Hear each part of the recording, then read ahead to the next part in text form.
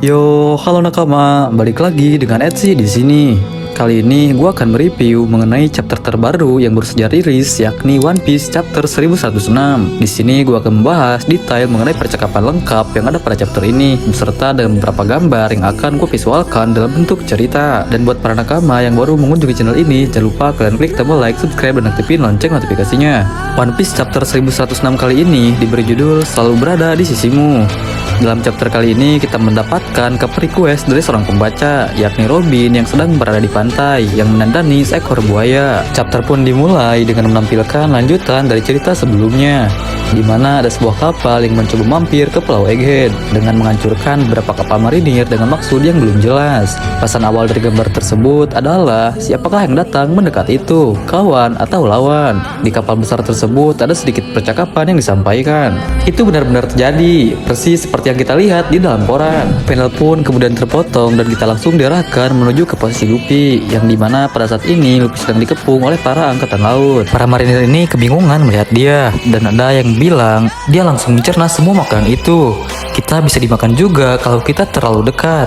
Jadi ternyata dia bukan manusia. Namun tiba-tiba saja terjadi sebuah ledakan di dekat mereka. Mereka pun semua kebingungan. Mereka berkata, awas kalian nanti akan ikut terbakar api juga. Percuma saja kita tak bisa tetap di pulau ini.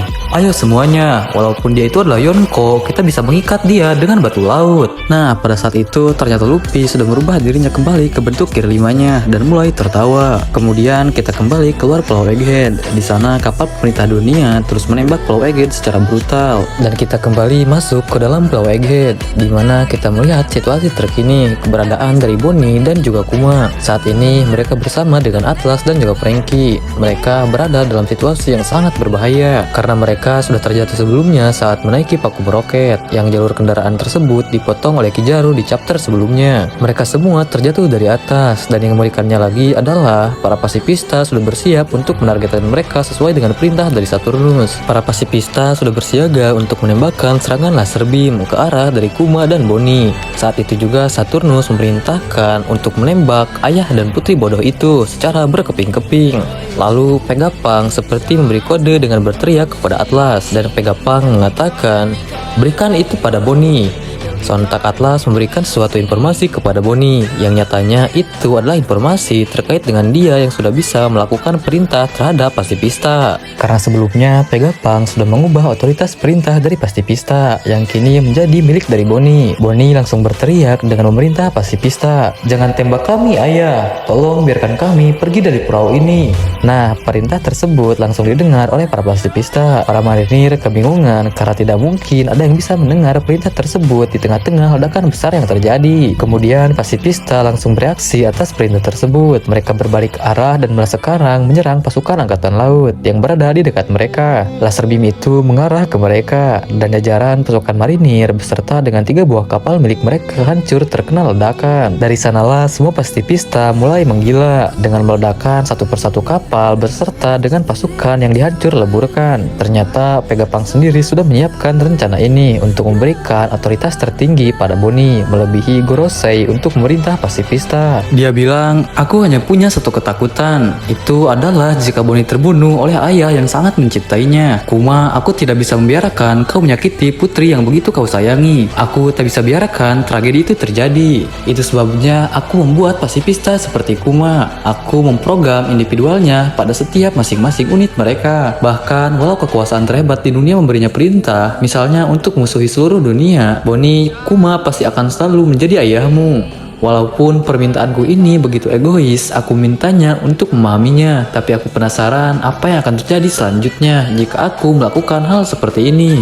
Tiba-tiba di saat yang bersamaan terjadi kejadian mengerikan, yang dimana Saturnus berhasil menusuk tubuh Vegapunk dari belakang menggunakan kakinya. Darah mengalir di sekujur tubuh Vegapunk dengan hidung dan juga mulutnya yang berlumuran darah. Bonnie yang melihat hal tersebut sontak langsung berteriak. Reaksi orang lainnya juga sama kagetnya ketika ketika melihat Vegapunk terkena tusukan di tubuhnya. Saturnus kembali memerintahkan Kizaru untuk segera memusnahkan Kuma dan juga Bonnie saat itu juga. Kizaru bersiap-siap untuk mengayunkan pedang cahayanya ke arah mereka. Dia bilang, "Jika kau menyerah sekarang, ini tidak akan menyakitimu, Bonnie." Untungnya di saat keadaan mencekam tersebut, dengan waktu yang benar-benar tepat, Sang Dewa Matahari pun muncul dan menyelamatkan mereka berdua. Di saat yang tepat, Luffy menghantam Kizaru menggunakan pukulan yang dilapisi dengan haki. Kizaru tentu kemudian terpental jatuh ke bawah tanah.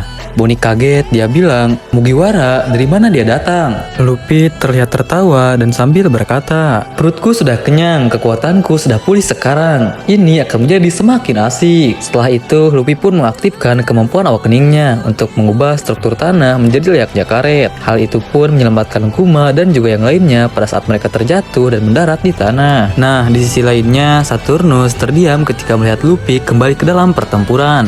Dan kita melihat Kizaru yang pusing berkunang-kunang saat menerima pukulan dari Luffy. Setelah mereka semua berhasil aman dan mendarat di tanah, mereka dengan sigap langsung mengevakuasi Vegapunk yang terlihat berlumuran darah. Di samping itu juga, dari kejauhan, munculnya Luffy dengan mode Gear 5 ini membuat aktifnya kembali robot kuno. Di sini ada momen epik di mana Bonnie akan mengevakuasi Vegapunk. Disinilah Vegapunk memberitahu Bonnie bahwa yang selama ini ia impikan bersama dengan ayahnya sudah berada di depan mata mereka. Pada saat itu juga, Bonnie lantas mengingat apa yang dikatakan oleh ayahnya, bahwa dia akan muncul tertawa dan menari pada irama. Vegapunk berkata kepada Bonnie, "Jadi kau sama sekali tidak menyadarinya. Akhirnya aku juga bisa melihat dengan mata kepalaku sendiri. Itulah Monkey D. Luffy yang diincar Kuma selama ini. Dia adalah Sang Dewa Matahari Sun God Nika." Bonnie berlinang air mata saat melihat Luffy yang seorang Nika berada di depan matanya yang menari kegirangan. Vegapunk berkata, "Ternyata Kuma benar. Buster Cult tak akan berpengaruh apapun di hadapan Sang Dewa Matahari Sun God Nika. Orang-orang di seluruh dunia sudah berharap akan kembalinya dia selama ratusan tahun." Panel pun berpindah dan terpotong. Dan kita lanjut menuju ke pantai utara di Pulau Egghead. Di sana terdapat kapal bajak laut yang sangat besar yang akan merapat ke Pulau Egghead. Para angkatan laut yang menjaga di pantai tersebut benar-benar panik melihat kapal besar itu. Mereka berkata, "Ini adalah laporan dari pantai utara. Sebuah kapal besar datang mendekat. Tak salah lagi, tapi harusnya mereka sudah bubar lebih dari 100 tahun yang lalu. Mereka menuju ke arah kita. Kita tembak semuanya." Kenapa raksasa ini ada di sini? One Piece chapter 1106 pun berakhir dengan kemunculannya Dory dan Brogy yang mengamuk membantai kapal dari angkatan laut. Lalu kita pun melihat beberapa percakapan antara Dory dan Brogy. Di sini Brogy berkata, "Kenapa kita berada di sini?"